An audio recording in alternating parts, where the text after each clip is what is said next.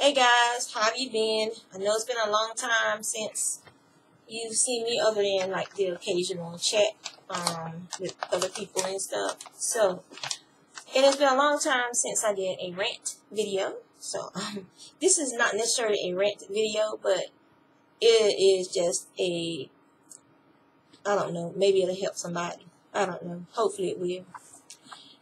Anyway, to give you a little backstory, I tried to help someone who needed help.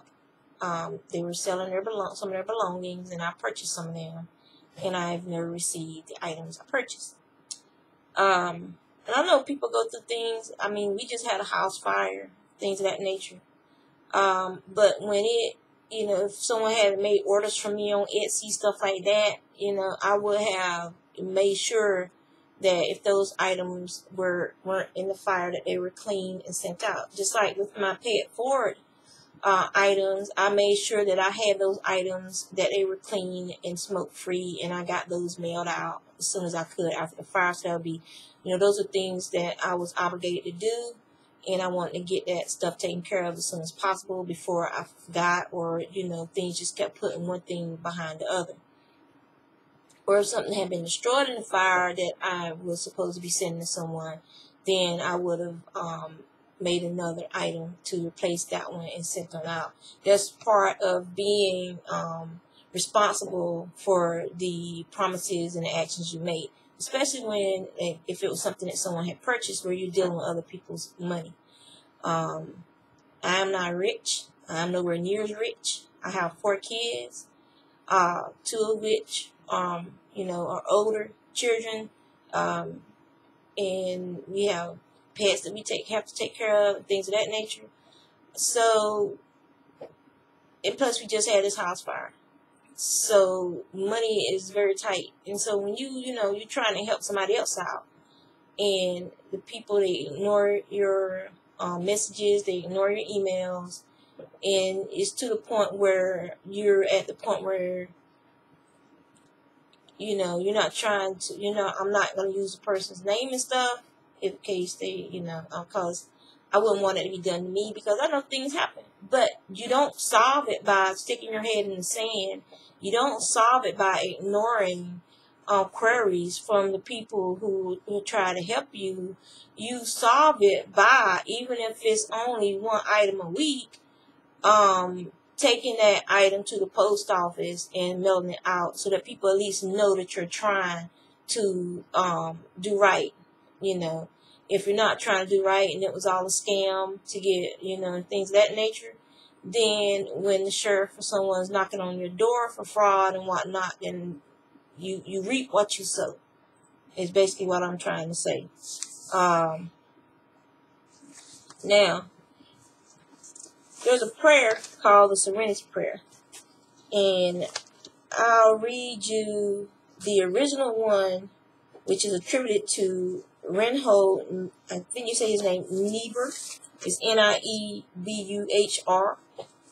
But, and then I'll do the version that I've always heard people say. But the original one says, God, give me grace to accept with serenity the things that cannot be changed, courage to change the things which should be changed, and the wisdom to distinguish the one from the other. Living one day at a time, enjoying one moment at a time, accepting hardship as a pathway to peace, talking as Jesus did, the sinful world as it is, not as I would have it. Trusting that you will make all things right if I surrender to your will, so that I may be reasonably happy in this life, and supremely happy with you forever in the next. Amen. And then we see a lot of people say, God grant me the serenity to accept the things I can't change and to change the things I can. That's the shortened version that I've always heard growing up and whatnot. So basically that's like, a good way to try and keep yourself on track. And even if it's just making a list, things to do, and just each day try and get one of those things accomplished, before you know it, all your obligations have been met. And regardless of what type of emotional turmoil, there are people there to help you. I've been to counseling before, and if I feel I'm backsliding, I'll go to counseling again. because I like not being mad. I like not having, stress. I like not having to deal with things I shouldn't have to deal with. And I shouldn't have to be dealing with this because I'm the type of person where, I'm a pessimist. The glass is always half full until you make it get emptier. I'm going to wait and see if you try to fill the glass up with positiveness or if you're going to make the glass get lower by negative actions. And this really did not help me as far as taking people at face value and trusting people and everything like that. Like I said, I've reached out and I've not received any responses. And if the person sees this video, they know who they are. All it takes is a tweet, an email, a phone call. And just explain the situation, and I can work with you on that. But just ignoring people when you're financially obligated to be doing things, that is not the way to do things, because there are people out there who are able to hire a lawyer, who are able to serve you, and who are able to take you to small claims court, not because they don't want to or whatever, just because of the principle of the matter. And it'll be ugly to have judgments for these small amounts of money showing up on your credit report and stuff for something that could have been avoided, because when the people pay for these items, it was also to pay for the shipping and handling. So that's just that. So take it for a grain of salt, and move on. Other than that, I've been making hats. Gave 2 away today to my friends that I made them for, and they have to weave in the ends. They know how to do it, so they can. And I moved on to making the next hat. Because hats are easy, they're fast, and I don't have to think about them while I'm making them or stress out. It's a memorized formula. I've been making these hats since I was younger. So they're easy to make. So I'll show you guys the one I started today at Yarn for Breakfast. Almost finished it. So right now I'm doing my decreases. I'm making another beret. So I'm doing my decreases now. You can see where I join my yarn right here. And I weave it long. So when I weave it in, I use like a zigzag pattern when I weave in, so that it'll be more secure. It's harder for a child to sit there and pick apart something if it's going in multiple directions. They'll get frustrated unless they're just a child that likes problem solving. That child will keep trying to figure out where to go next to unravel something. Whereas another child would be like, oh, I'm going to get in trouble if mama see this, cut the yarn and pretend they never touched that hat in that spot.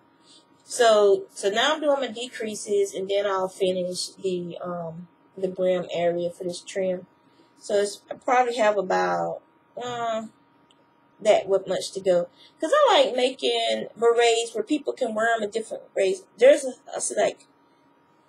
people who like to wear them pulled back like that. There are people who like to wear them off to the side. There are people who like to wear them where they'll take and they'll pull them back, and then they kind of almost like a man's cap. I don't know. Let me see if I can do it with this one. I don't know if I can do it with this one or not, but let me see.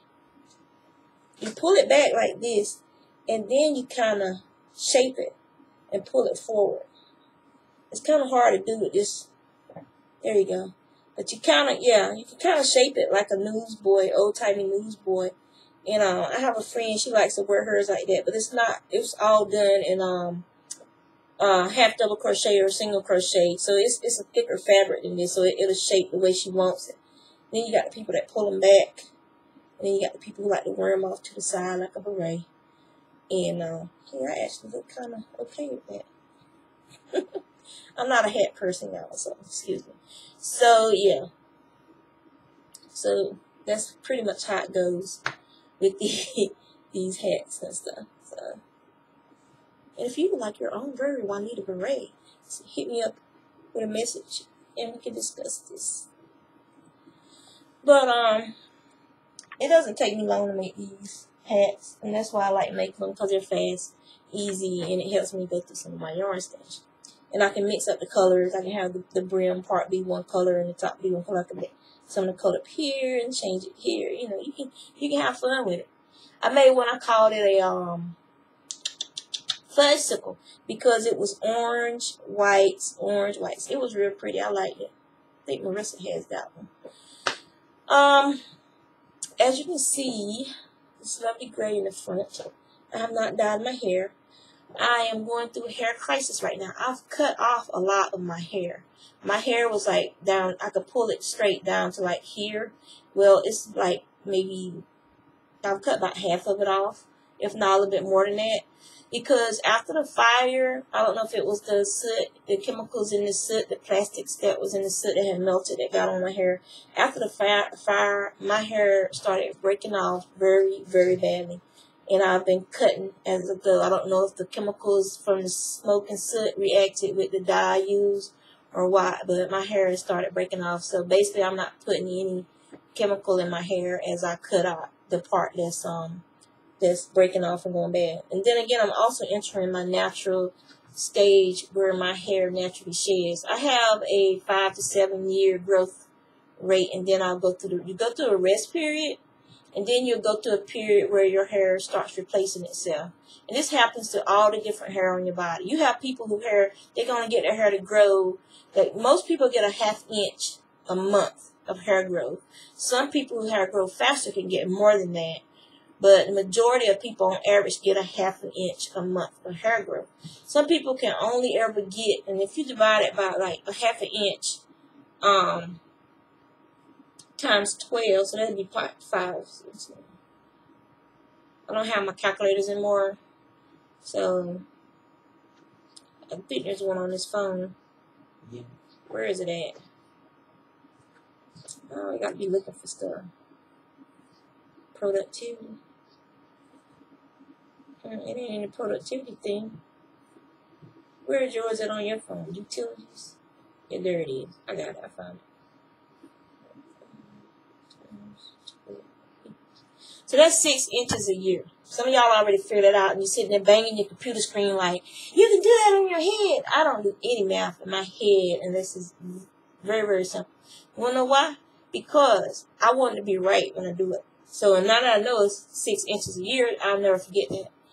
So some people get 6 inches a year, and their hair is only on a year or two growth cycle.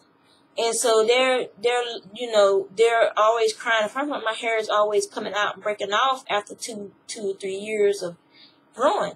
That's normal and that's natural for you.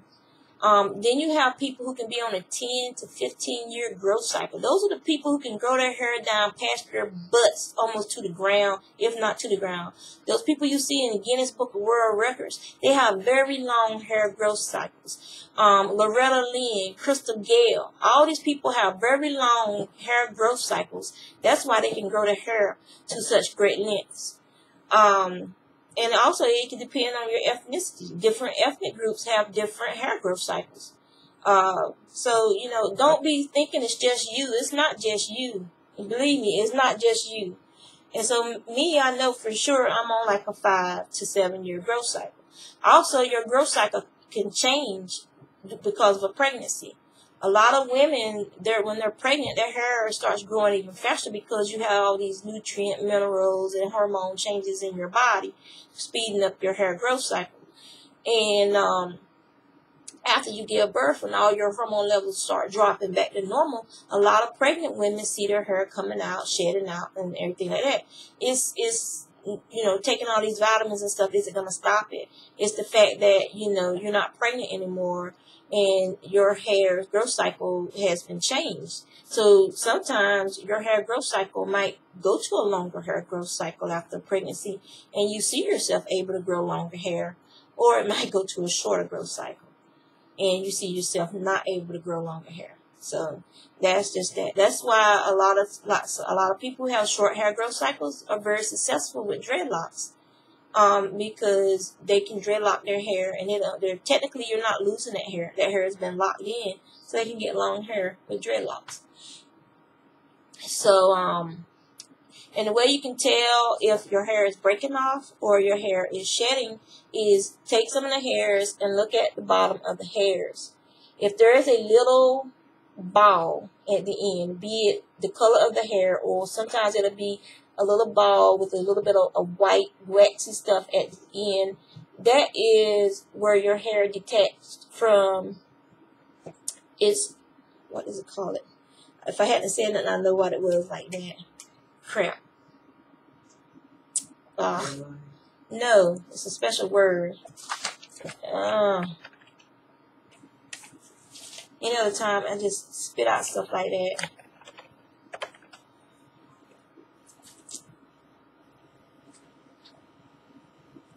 It's like the nursery for your hair seal. It is. So the phase where your hair starts shedding, the papilla, that's the word I'm looking for. So your papilla is where your hair actually grows. And so that little, that's where it's coming. And people don't realize that you have a sebaceous gland that sends out lubricants for that hair as it grows out and stuff. Those glands can get clogged. If you're somebody who has high oil content in your face, hair, and scalp, those glands can get clogged, and you can get blackheads and stuff in your hair. And if you don't keep it shampooed and unclogged and whatnot, that papilla can actually die. And that's what you see when you see people who have male pattern baldness or female male pattern baldness and women who suffer from alopecia, is something has caused the papillas and the blood supply to those papillas to decrease or die. It could be because of sickness, some cancers, some health diseases such as diabetes can cause the capillaries and stuff in the area to decrease, reducing the blood flow to those areas, which means you're going to have bald patches and you're going to start going bald. And it could be genetic. It could be hereditary, genetic, hereditary, and it could also be caused by chemicals you're taking to your body through your medications or illness or sickness, radiation treatment, blah, blah, blah, blah. Something that people don't know with radiation treatment is radiation treatment can actually change your hair type. A lot of African Americans who have had to go through radiation therapy, hair has become changed, has become softer, more manageable, and some each actually had a curly hair that's gone straight, and you've had people with straight hair that's gone curly after radiation and chemotherapies because these treatments actually changed their hair type. So I know y'all didn't want to listen to hair today, but and stuff. So that's the good, the bad, and the ugly today for me. So just be wary that sometimes, trying to help people and be helpful, it'll bite you in the ass sometimes, and then just, deal with it. I'm the type of person where I don't have a lot of gray areas in my life. I don't like gray areas. It's black, it's white, and where they meet, you got a mulatto, and kind of thing with me. So when it comes to people, I'm the type where I don't get it. How can you live with yourself? How can you deal with that? Why do people feel the need to do these things or to be this way? I don't get it, because my thing is, you treat people the way you want to be treated. And if you live your life the way that's going to be that. If you had to look back on your life after you pass, that you won't have these things in your life that make you feel guilt and shame, or others viewing your life, and if they can see these things that you're doing or did or done or have done, then those people are not going to look at you and feel sorry for you, feel angry at you, feel guilt and shame for you for your actions when you were alive. So you only get one chance in this lifetime to do the right thing, to be present, so to speak. If you're reincarnated, who's to say you're gonna come back as a human being? If you are reincarnated as a human being, you are not supposed to remember who you were in the previous life. In the majority of the time, you're not supposed to remember who you were in the previous life. This is your opportunity through reincarnation to be a better person than you were before. So, all right, that's it. I didn't want to be as long as it was, so I'll leave you guys with that. Still don't have a real good setup for drawing, and like I've shown you guys before how small this room is, and the fact that the family's computers are pretty much all on these two tables here. I don't have my regular furniture and desk, and I won't for at least, 7 more months. And they haven't even started the reconstruction work on the house because still waiting for the city to come out to approve the permit so they can get started. The contractors are ready to go. The money is there from the insurance company for the contractors to go ahead and start the work. We're just waiting on the city. So yeah. So I'm gonna let you guys go with that. Upload this video and get back to working on somebody's website. Take care.